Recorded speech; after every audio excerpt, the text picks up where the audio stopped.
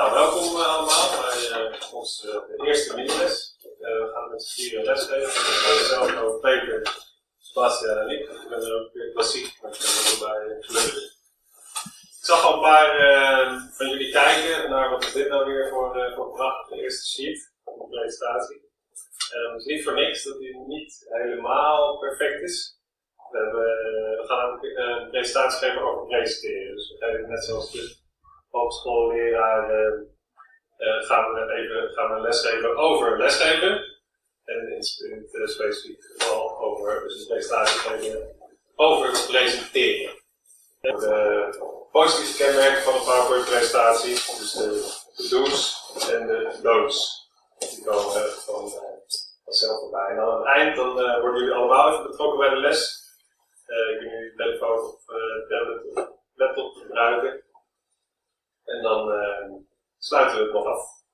Eerst een vraagje. Wie van jullie denkt er heel goed te kunnen presenteren? Zoals net ook aangaf, hij geeft de sheet gebruikt eigenlijk als hulpmiddel, niet als basis. Maar hij refereert dan af en toe aan de sheets in plaats van dat hij een soort van opleest dat er allemaal op staat.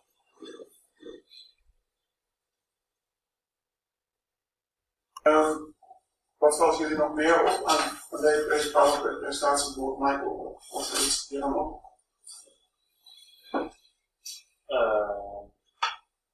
Verschillende lettertypes, verschillende kleuren.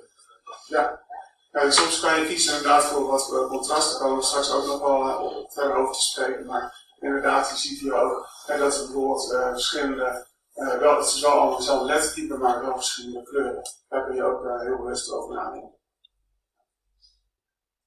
Nou, kijk, bij de volgende is het natuurlijk eigenlijk heel logisch. Het heeft natuurlijk alles te maken welk onderwerp je kiest.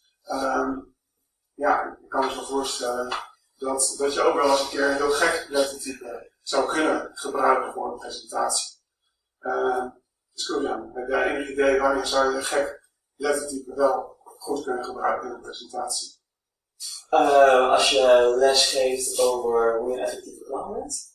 Nou, bijvoorbeeld, ja. Maar op je achtergrond hebt staan en een afbeelding is dus vaak meerdere kleuren. Als je daaroverheen een lettertype zet, bijvoorbeeld zwart, en er zit in de achtergrond van je beeld, een foto van je achtergrond zit ook een kleur zwart. Ja, dan vervaagt er natuurlijk. Op een moment vervaagt er een letter. Dus zet je het tekstkader op een achtergrond neer, haal hem er dan uit en maak van je achtergrond gewoon een witte kader. Ik heb een vraag. Ja. In je PowerPoint. En op deze manier, een hoop tekst en een hoop cijfers. Ja, mensen gaan het natuurlijk lezen, hè? En je blijft ook gefocust. Ik zie nu aan jullie, blijf je gefocust naar het beeld staren. Wat staat er nou? Maar maak je nou gebruik van heel veel data en heel veel tekst, ja, dan kan je het op een andere manier doen, op een eenvoudige manier, waardoor je publiek het in een één oogopslag ziet. Dus we gaan een kort spelletje eigenlijk doen, waarbij je 2 nog niet, alsjeblieft. Dan even alles laten liggen. Je hebt 2 verschillende zinnetje, bijvoorbeeld van welk lettertype hoort bij een goede presentatie. Die sleep je naar de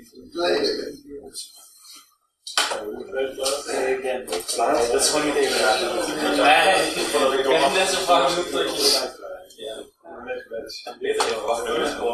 je na deze mini-les op maandag 15 oktober proberen wij dus die 3 punten, de 3 kenmerken van een goede presentatie te overbrengen. En